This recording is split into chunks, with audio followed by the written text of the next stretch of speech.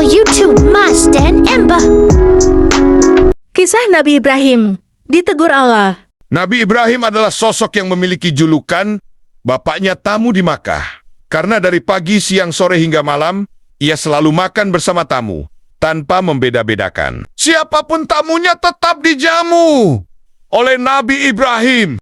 Nabi Ibrahim tidak pernah membedakan tamu, karena pernah ditegur oleh Allah Subhanahu wa Ta'ala. Suatu ketika Nabi Ibrahim kedatangan tamu, lalu Nabi Ibrahim sudah mau menyembelih kambing.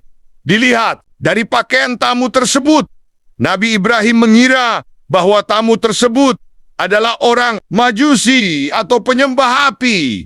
Sehingga Nabi Ibrahim memberi syarat. Nabi Ibrahim bertanya kepada tamu tersebut, ingin memakan apa? Semua saya siapkan hari ini. Tapi kalau bisa kamu ikut saya akan suguhi, asal kamu mau bersyahadat dan mau menyembah Allah dengan masuk Islam. Orang Majusi tersebut terdiam, rasa laparnya hilang, lalu ia pamit kepada Nabi Ibrahim. Ia mengatakan jika yang dikehendaki Nabi Ibrahim seperti itu, ia tidak akan meminta apa-apa. Setelah tamu itu pamit dan keluar beberapa langkah, Allah Subhanahu wa Ta'ala menurunkan wayunia kepada Nabi Ibrahim. Nabi Ibrahim ditegur Allah, "Wahai Ibrahim, ketahuilah tamu yang datang ke rumahmu itu usianya sudah 50 tahun. Dan selama 50 tahun yang memberi makan, aku memberinya hidup. Dan sudah memberinya makan selama 50 tahun. Dan tidak pernah sekalipun memberi syarat." Akhirnya, Nabi Ibrahim keluar menjemput orang Majusi tersebut. Ia meminta maaf dan tidak memberikan orang Majusi tersebut syarat. Orang tersebut bebas makan.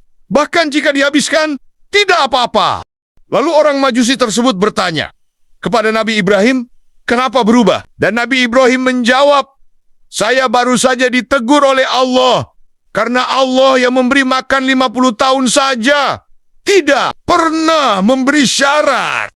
Allah membuktikan sifat ramonia. Allah mengasihi seluruh makhluk welas asih. Allah di dunia tanpa batas.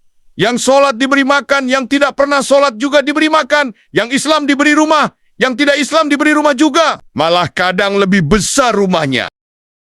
Atas kekagumannya kepada Nabi Ibrahim, Majusi tersebut berkenan masuk Islam. Hal ini membuktikan bahwa Allah tidak pandang bulu dalam memberikan rizki. Allah juga menegur Nabi Ibrahim walaupun ia kekasihnya.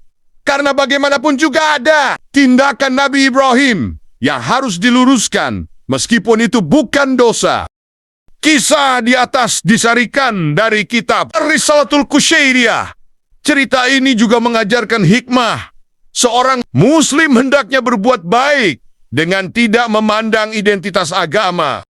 Nabi Ibrahim adalah salah seorang utusan Allah yang disebut dalam Al-Quran kisah Yohanda. Nabi Ismail dan Nabi Ishak itu cukup beragam. Di antaranya mengenai cara sang Khalilullah saat menerima tamu, yang belakangan diketahui sebagai malaikat berwujud manusia. Surah Az-Zariyat ayat ke-24 hingga 34 menuturkan hal itu. Sudahkah sampai kepadamu Muhammad kisah tamu Ibrahim yang dimuliakan? Ingatlah ketika mereka masuk ke tempatnya, lalu mengucapkan, "Salamun." Ibrahim menjawab, "Salamun. Kamu adalah orang-orang yang tidak dikenal." Maka, jia Ibrahim pergi dengan dayam-dayam menemui keluarganya. Kemudian membawanya daging anak sapi gemuk yang dibakar, lalu dihidangkannya kepada mereka. Ibrahim berkata, "Silakan kamu makan." Quran Surat Ad-Zariyat 24-27. Belakangan, Nabi Ibrahim sadar bahwa tamu-tamu itu adalah para malaikat yang diutus Allah Subhanahu wa Ta'ala. Sebab mereka tidak jua menyentuh sajian, atau bahkan sekadar tampak tertarik pada makanan yang sudah dihidangkan. Para malaikat ini mengabarkan kepada sang Khalilullah dan juga istri Nabi tersebut perihal kelahiran Ishak alaihi salam. Dan istrinya Ibrahim berdiri lalu dia tersenyum. Maka kami sampaikan kepadanya kabar gembira tentang kelahiran Ishak. Dan setelah Ishak akan lahir Yakub. Quran Surat Hud 71. Para malaikat juga memberikan informasi ihwal azab Allah yang akan menimpa kaum Sodom. Itu sebagai balasan bagi orang-orang itu yang telah mengingkari dakwah Nabi Lut. Nabi Ibrahim alaihi salam merupakan sosok Nabi teladan bagi umat manusia. Quran Surat Al-Mumtahanah 60 ayat 4 dan 6. Satu di antara keteladanan yang patut kita aplikasikan adalah keteguhan akidah dan kemurnian tauhid yang dimilikinya.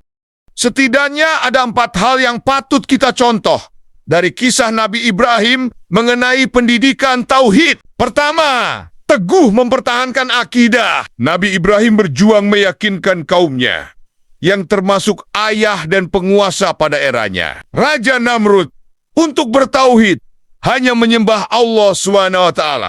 Perjuangan itu mendapatkan tantangan keras.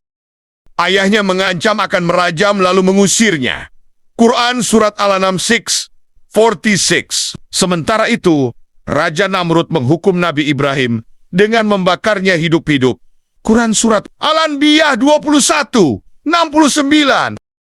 Tantangan itu tidak membuatnya berhenti. Apalagi lari, Nabi Ibrahim tetap istiqomah dengan akidah yang mantap. Hal ini mengajarkan kepada kita bahwa sebesar apapun tantangan yang menghadang, akidah tak boleh goyah. Dakwah harus tetap diperjuangkan, walau nyawa jadi taruhan. Kedua, tauhid berimplikasi pada ketaatan secara total. Nabi Ibrahim sangat menyayangi putranya, Ismail, yang bertahun-tahun didambakan kelahirannya. Namun, Allah Subhanahu wa Ta'ala memerintahkannya untuk mengorbankan Ismail dengan cara menyembelihnya. Quran Surat As-Saffat 37:102. Perintah itu ditaati Nabi Ibrahim tanpa pertanyaan, apalagi penolakan dengan alasan irasional. Itulah sikap orang yang bertauhid. Menaati perintah Allah Subhanahu wa Ta'ala meskipun dalam keadaan sulit. Ketiga, tauhid berimplikasi pada ibadah ritual. Nabi Ibrahim memiliki akidah yang lurus, tauhid yang murni, hanya mengesahkan Allah tanpa sekutu apapun. Ia pun diperintahkan mendirikan rumah Allah, Ka'bah, dan membersihkannya dari kemusyrikan. Quran Surat Al-Hajj 22:26. Serta mendirikan salat dengan rukuk dan sujud. Maka Nabi Muhammad yang bertauhid senantiasa melaksanakan ibadah ritual, terutama syalat dan memakmurkan masjid, termasuk perintah ibadah, haji yang beribadah di Masjidil Haram.